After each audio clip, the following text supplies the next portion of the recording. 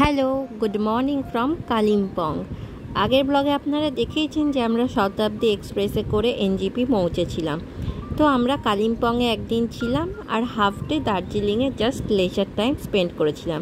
কিন্তু এর আগে আমরা কালিম্পং যেহেতু আসিনি বলে কালিম্পংটাই ভালো করে ঘুরেছি। এই ভিডিওটা স্টার্ট করছি গ্রিনকো আইরি, যেটা আমাদের হোমস্টে ছিল তার লন থেকে। খুব সুন্দর প্রাকৃতিক দৃশ্য দেখতে পাওয়া যাচ্ছিল ওখান থেকে। এরপর আমরা ব্রেকফাস্ট করে ফার্স্টেই চলে এলাম ডেলো পার্ক। ডেলো পার্ক থেকে কাঞ্চনজঙ্ঘার ভিউটা নাকি পুরো সুন্দর পাওয়া যায়, তাই আমরা ডেলো পার্কে চলে এসেছি। ডেলো পার্কটা অনেকটা বড় আর একটু উঁচুতে আছে, একটু হাঁটতে হবে।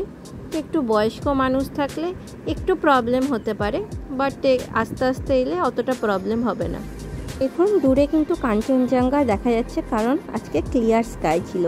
ভিডিওতে কতটা এসছে বোঝা যাচ্ছে না, কিন্তু চোখে দেখে সেটা বড়ই সুন্দর লাগছিল। এখানে হর্স রাইডও পাওয়া যাচ্ছিল, যদিও আমরা ঘোড়ায় চড়িনি। এমনি আমরা ঘুরেছি গোটা ডেলো পার্কটা।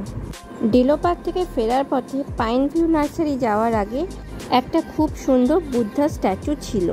তো আমরা সিঁড়ি দিয়ে কিছুটা ওপরে উঠলাম এবং এখানে 15-20 মিনিট মতো স্পেন্ড করলাম এবং কিছু ফটোও তুলে নিলাম। আমরা গিয়েছিলাম হচ্ছে মার্চ মাসে। আপনারা যদি অক্টোবর থেকে মার্চ মাসে আসেন তাহলে দেখবেন মোটামুটি এখানে ক্লিয়ার স্কাই পাওয়া যায়। এদিকেও দেখুন নীল আকাশ আর দূরে নীল পাহাড়, দেখতে খুব সুন্দর লাগছে। এখান থেকে যাওয়ার পরে আমরা সোজা চলে গেলাম হচ্ছে পাইন ভিউ নার্সারি। ঠান্ডার দেশে ক্যাকটাস গাছ হচ্ছে, এটা শুনে খুব অবাকই লেগেছিল, তাই আমরা সোজা চলে গেছিলাম দেখতে। কারণ আমরা জানি যে ক্যাকটাস এই গাছগুলো মেনলি ডেজার্ট রিজিয়নেই হয়, বাট এখানে এত সুন্দর টেম্পারেচার মেনটেন করে এখানে যে ক্যাকটাসের বিভিন্ন প্রজাতি কাল্টিভেট করা হচ্ছে, এটাই দেখার মতো। তো এখানে যে কত প্রজাতির ক্যাকটাস ছিল আমি ঠিক গুনে উঠতে পারিনি।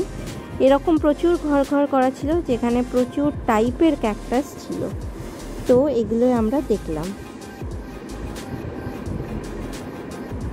এবার লাঞ্চ করে নিয়ে ওখানটায় আমরা ফেরার পথে ডুরপিন মোনাস্ট্রিতে কিছুক্ষণ টাইম স্পেন্ড করলাম, কিন্তু সেদিন বন্ধ ছিল, জানি না কেন, বলে বাইরে থেকেই জাস্ট আমরা একটু দেখলাম।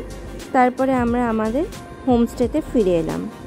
হোমস্টেতে সেই দিনটা স্পেন্ড করার পরে সকাল সকাল চলে গেলাম হচ্ছে আমরা দার্জিলিংয়ের উদ্দেশ্যে।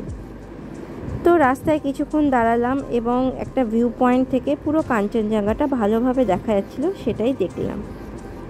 এরপরে আমরা পৌঁছে গেলাম আমাদের দার্জিলিংয়ের হোটেলে। মেনলি দার্জিলিং আমরা এসেছিলাম কিছু দেখবার জন্য নয়, কারণ এর আগে বহুতবার দার্জিলিং এসেছি। জাস্ট হাফ ডে স্পেন্ড করার জন্য আমরা দার্জিলিংয়ে এসেছি। আমরা ছিলাম হচ্ছে উড়ান ডেকলিংয়ে। সেখান থেকে দেখুন দার্জিলিং শহরের ভিউটা কত সুন্দর পাওয়া যাচ্ছে। তাই আর একবার বলে দিই, গুড মর্নিং ফ্রম দার্জিলিং। এরপরে একটু ব্রেকফাস্ট করে নিয়ে আমরা বেরিয়ে পড়লাম গ্লেনারিজের উদ্দেশ্যে। তো পথে পড়লো হচ্ছে আমাদের হিমালয়ান রেলওয়ে, সেটাও দেখে নিলাম। গ্লেনারিজে পৌঁছে আমরা কিছু ফ্রুট কেক আর কিছু বেকারি জিনিস, কুকিজ, এগুলো কিনে নিলাম। তারপরে সোজা চলে গেছিলাম হচ্ছে ম্যাল রোড। এটা হচ্ছে মাস্ট একটা পয়েন্ট, আমরা যখনই আসি দার্জিলিং এই জায়গাটাতে আসি। ক্লিয়ার যদি স্কাই থাকে এখান থেকে কাঞ্চনজঙ্ঘার ভিউটা বেশ সুন্দর পাওয়া যায়।